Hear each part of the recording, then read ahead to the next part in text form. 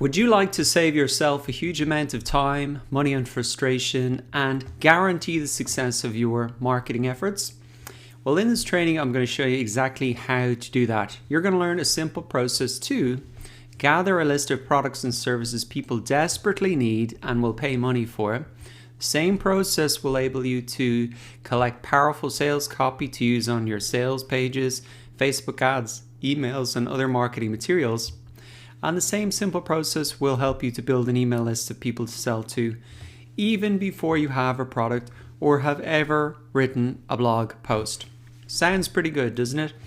Well, what I'm going to be doing is showing you how to set up a market research survey for free with Google Forms. I'm going to show you the 3 questions that are pretty magic questions that are going to getting some incredible responses. I'm going to show you how to distribute the survey to get the responses and how to analyze the survey. So there's nothing more powerful in marketing than intimately understanding a customer's pain points and desires. And this is what this process is going to enable you to do. This is going to save you a huge amount of time, because you wouldn't believe the amount of people who say to me, you know, I'm disappointed my Facebook ads didn't work. And I say, well, did you address any pain points? Did you address any of their desires? I take a look, none of that's there. And so you got to understand that as step 1, even before you write a blog post, even before you do a Facebook ad, etc. So I've used this market research process to develop my own products and services, and you can too. I used it for companies I've worked for and for clients. And at the end of this training, you will have this process as part of your toolkit to really hand all that valuable information to them. So let us get started and create that market research survey. Now, the first step in our market research is to create a survey. So what you want to do is go ahead to Google and just type in Google Forms. Now, there are many different tools that you can use for surveys, but personally I have found Google Forms to be the best. It is very simple to use. The built-in analytics are very solid, and you can create unlimited surveys and get unlimited responses for free. So go ahead and type that into Google and then click on through. So the next thing you want to do is go ahead and click create a blank survey. And this will open up, and we just want to give our survey a name. So for me, I'm just going to put in digital marketing survey. So what I suggest you do is just put in, whatever your topic is, or potentially your product name or your service name, something simple in there, just to really communicate to yourself and to other people really what the survey is about. And then once you've got that done, what we want to do is add in our first question. So we're going to add in our first question. We are going to make this a short answer. And what you want to type in here is the first of our 3 magic questions, which is, what is your biggest problem with? Now, what you want to do here is put in whatever your topic or your niche is. So for example, I'm just going to say digital marketing. Obviously you want the spelling to be good, so we can change this and tidy it up. Now you might be thinking, well, that is a pretty simple and obvious question, but actually the questions that we'll be putting in this survey are extremely strategic. And this first question is designed to identify the problems and the pain points of your potential customers. So that is really going to allow us to identify the pain point, which is critical, because every product or service must first solve a problem that the customer has. Now, the next thing we can do is we can go ahead and actually delete this question that's there by default. And we're going to go and add in our second question. And this time we're going to allow them to be able to write a little bit of a longer response. Now, the second question, which is also extremely strategic, is this. I've just copied and pasted for speed here, But the question is, why would it make a difference in your life to get a good answer for this problem or find a solution for your need? Details, please. So this question, once again, is designed to really get some great answers out of people. And so this question was really designed to identify problems. This question is really to identify the ideal outcome. What does the ideal solution look like? And what are the benefits emotionally and the benefits logically? So these are very important questions, because if we know their pain points and we know what their ideal solution looks like, then all we have to do is create the product or the service that'll take them from where they are now to where they want to be. And all the language here that they say about their problems and pain points and where they want to be is all the language that we can use on our sales pages, in our emails, on our marketing materials, because we can just take the language that people have said to us, use it in our marketing materials, and that will really connect with the potential customers. Now, the third magic question that we are going to add to our survey is a multiple choice question. So this is it here. How difficult has it been for you to find a good answer for the above to date? And we can put in not at all difficult. Oh, we can add in just, we want to add another response, so add option. Somewhat difficult. And very difficult. So this question is extremely important because we want to identify problems that are not well solved in the marketplace. That's how we're really going to get ahead. If they have a problem and they have a solution and it's not at all difficult to find that solution, well, then we're not going to be able to sell anything. So this is a really filtering question, and we want to identify those problems or those outcomes that people have had a real struggle achieving. So we can use this final question as a way to really filter out results, and I'm going to show you my results so this becomes very, very clear. Now, the final question that you might want to add in as a bonus is really this one. So add your email below if you'd like to be contacted when we have a solution to your problem. And what we can just put in here is a short answer once again. So this is the way that with this question, you can build up an email list of potential customers even before you have created the solution or even before you've ever written a blog post or anything like that.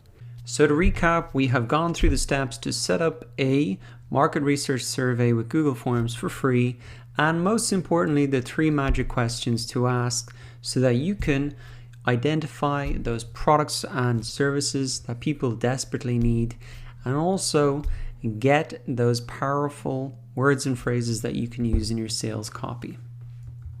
Once you've set up your survey, the next step is to share it out and get responses. And I'm going to show you 3 ways that you can distribute your survey and get responses even if you don't have an audience whatsoever. So to send out your survey, you can come up and click on send. And the first way that you can send this out is by email. Now you can just type in some email addresses directly here and send it straight out if you want. If you have an email list and you're using an email marketing tool like MailChimp, you can just write an email, tell your audience, the benefit of filling this out, paste that link in and send that directly from MailChimp or whatever email marketing service you're using. But what if you don't have an audience built up yet? What can you really do?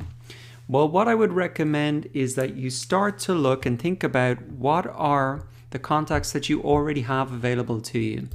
And one thing that you can do is go ahead and export your contacts from Gmail or Yahoo or whatever email service you're using for your personal mail.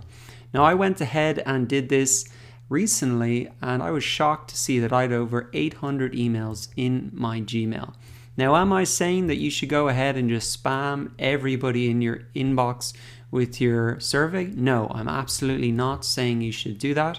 What I am saying is once you export your Gmail contacts, you're going to get an Excel sheet full of all of your contacts, and I would go down through each person one by one and say, would this really help them, or would they even know somebody that they could forward this on to? And I guarantee you're going to get 10 to 15 people at least out of your contacts that you can send the email directly to.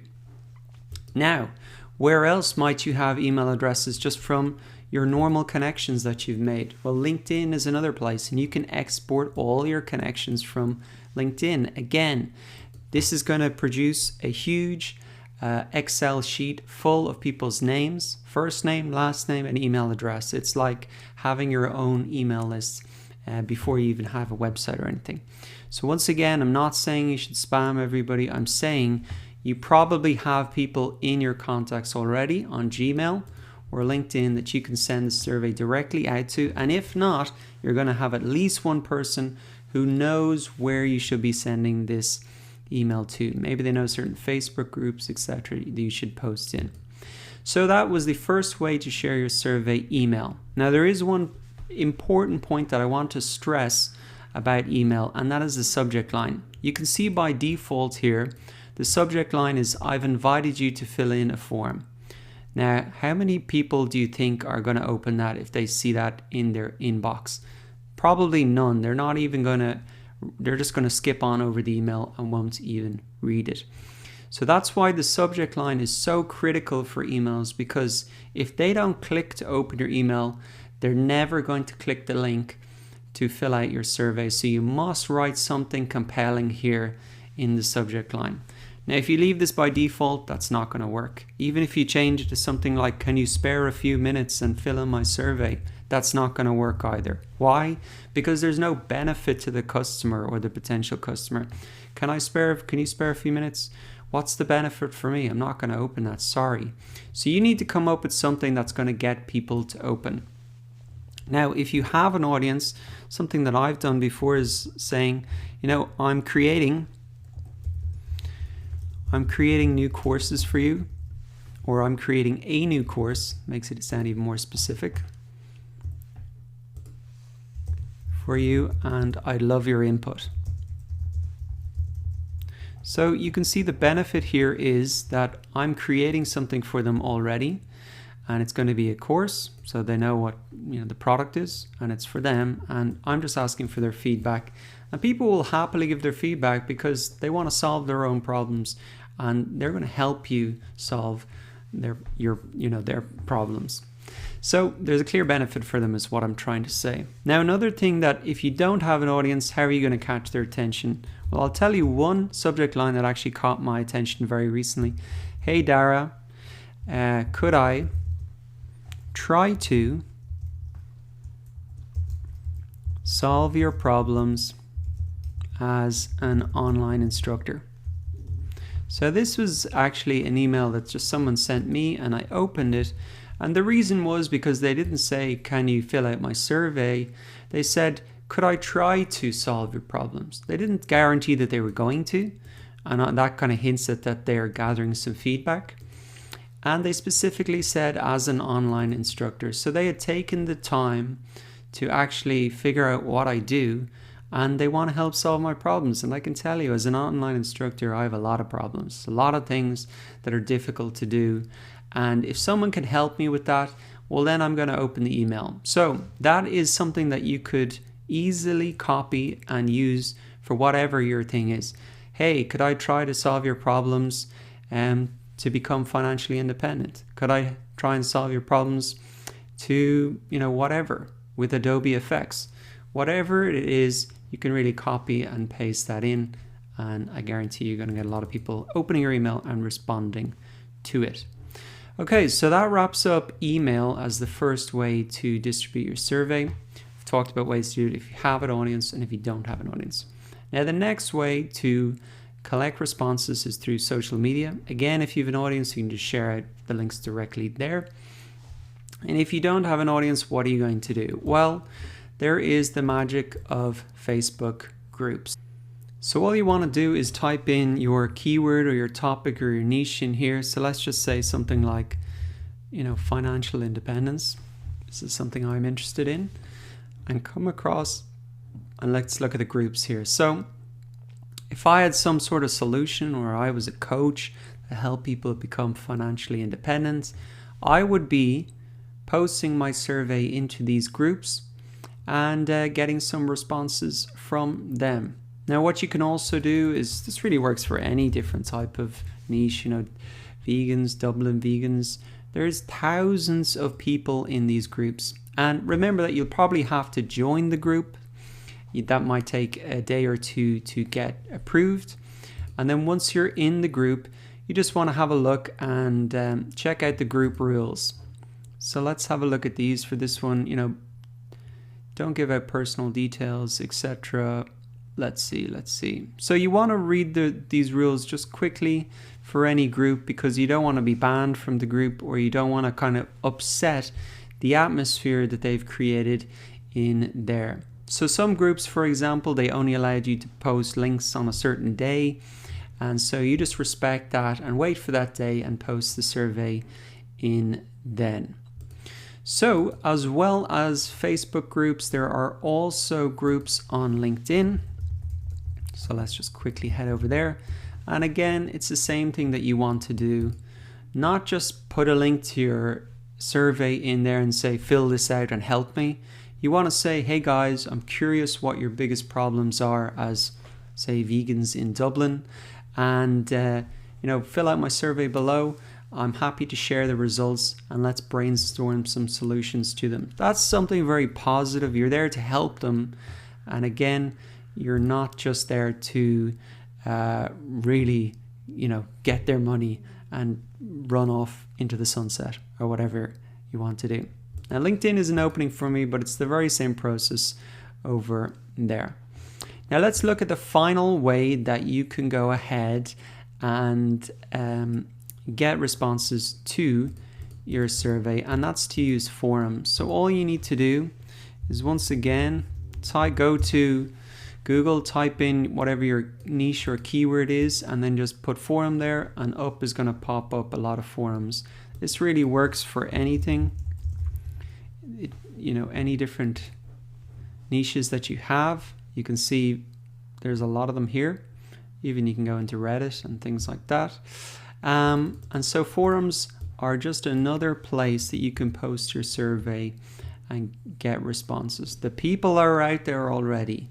And so you might not be able to post it into one Facebook group or one LinkedIn group, or maybe someone will delete your post. That's going to probably happen.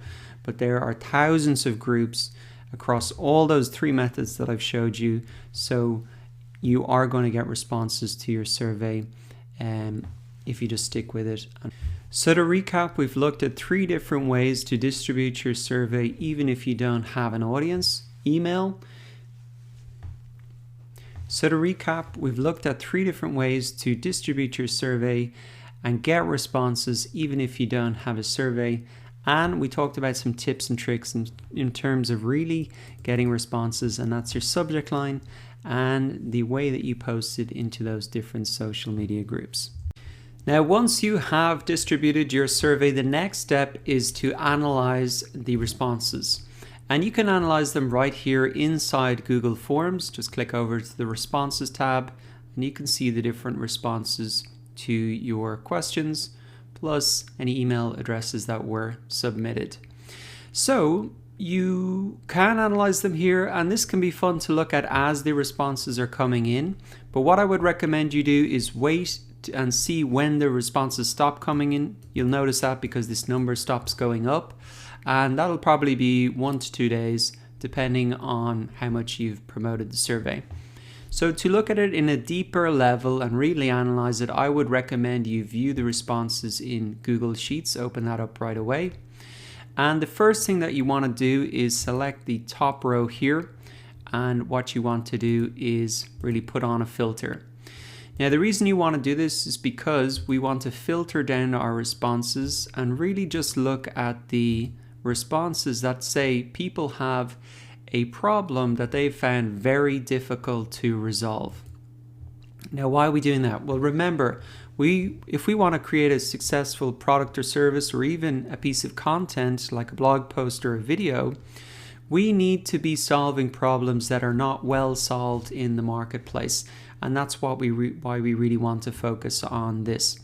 And you can see if we scroll down here, just to the third response to give you a visual, we can see that around 40% of the answers, people said it's a very difficult problem for them to solve.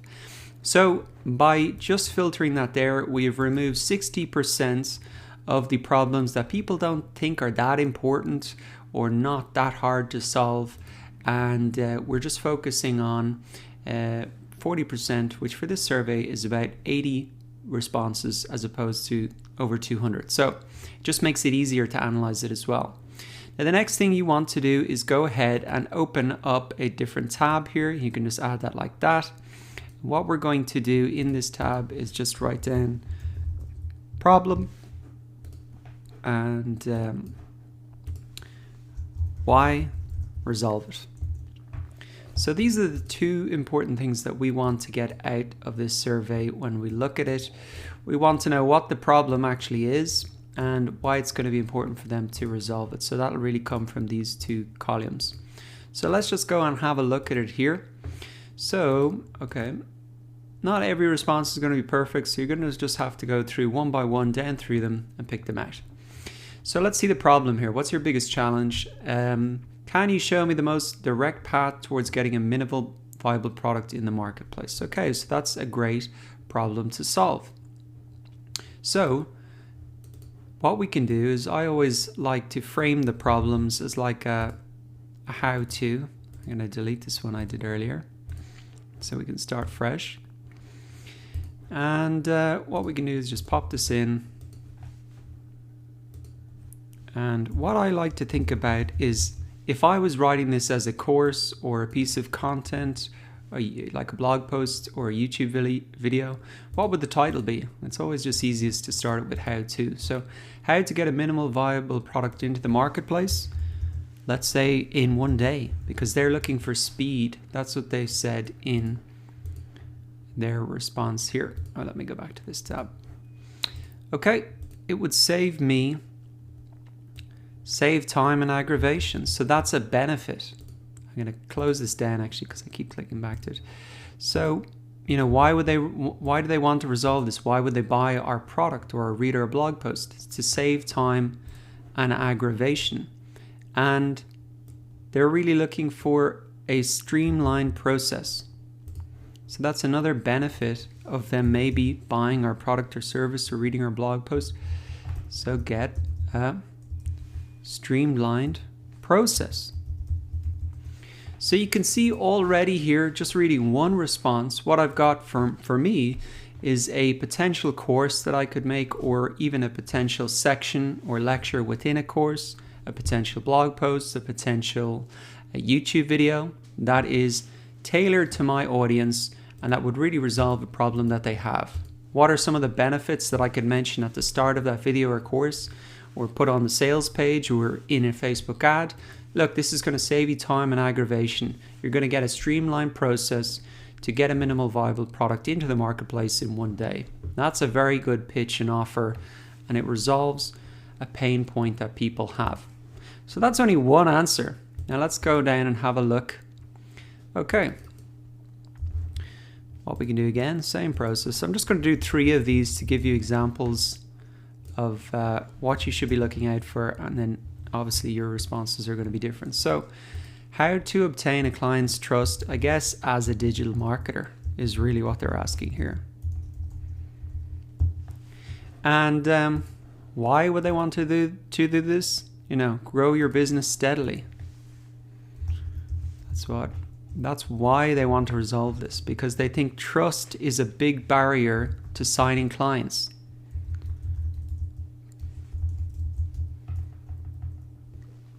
And that's true.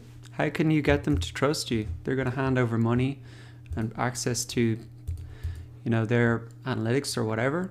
So this is a big barrier for a lot of people. How do you overcome that? That could be a great lecture or a course or a blog post or whatever. Could be a great piece of sales copy on a course or Facebook ads. So again, you just copy and paste. This is why this process is so beautiful and powerful, because there's very little work for you to do once you start to analyze it. So let's have a look here. This looks interesting. How does voice search affect SEO? This could be something interesting.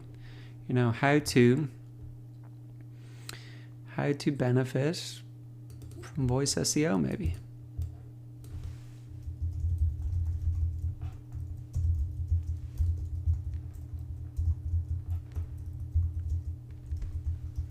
Or how to rank #1.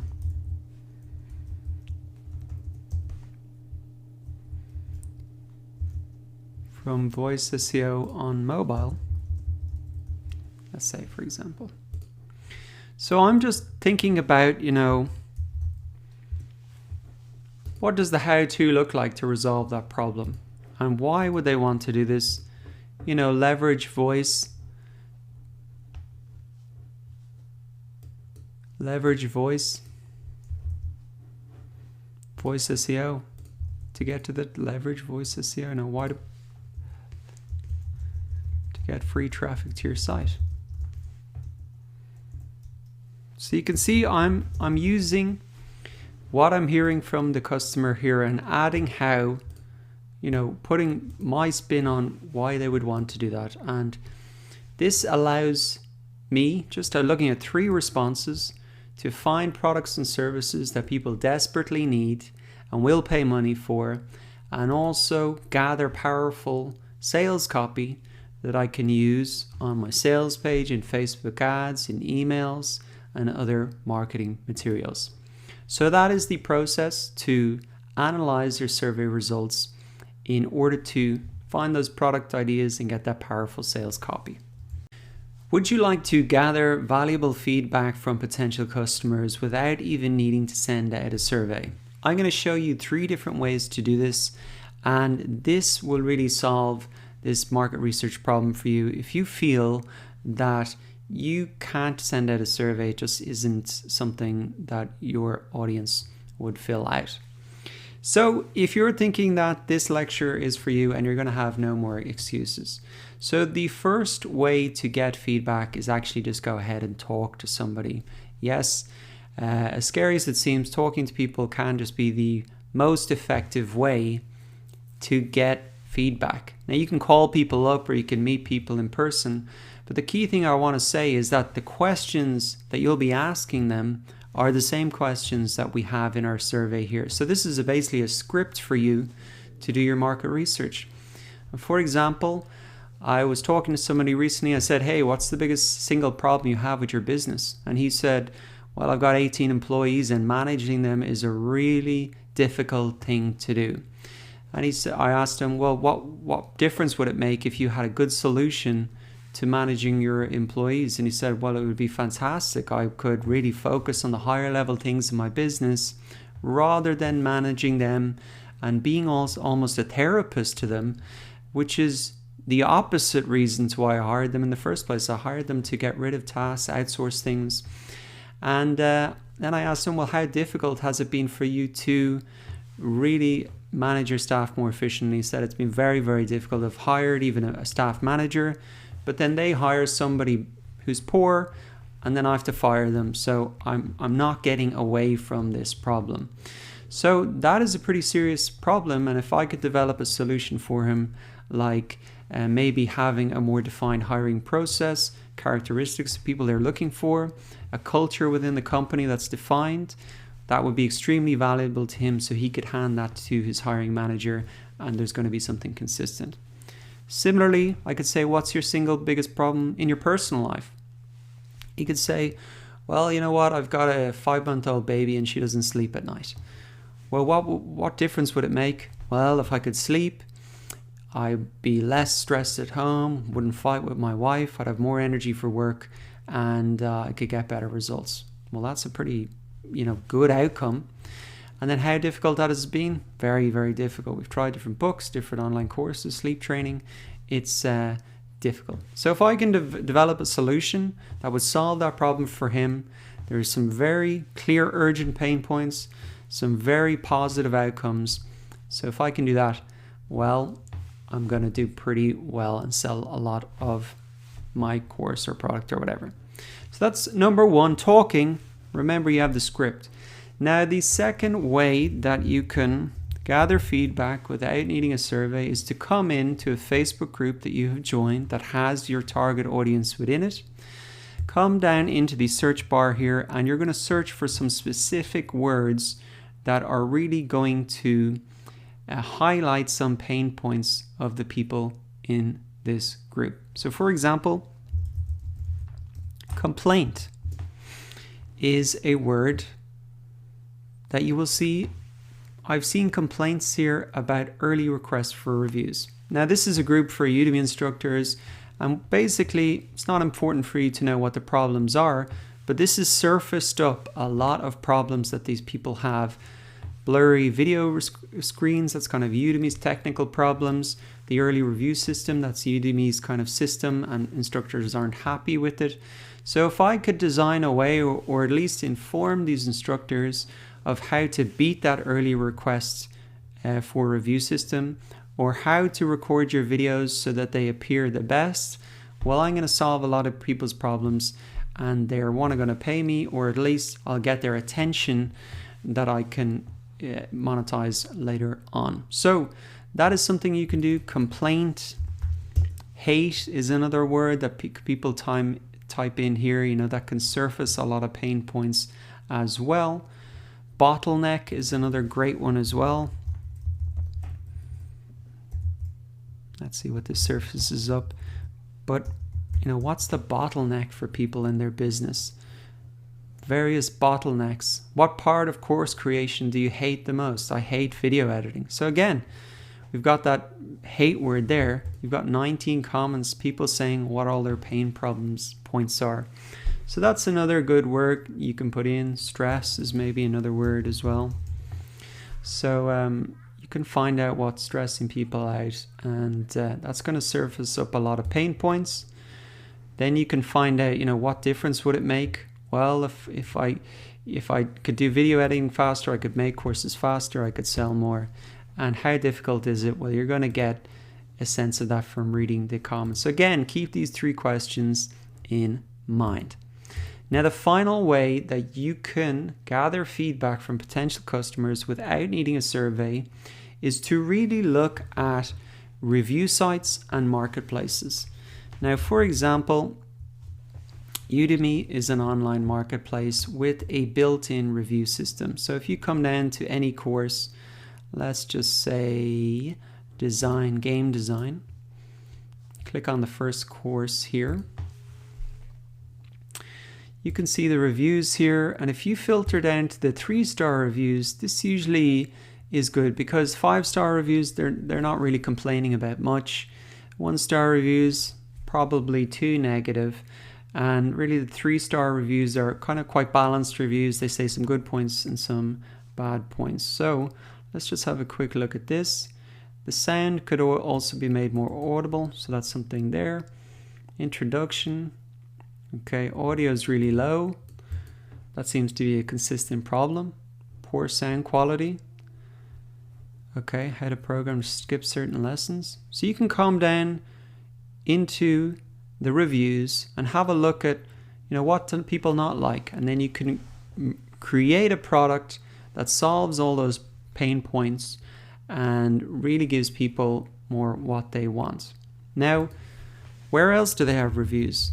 Well, if you had a digital product, you could come to Udemy and you wanted to create a course. If you have a physical product, you can come to Amazon.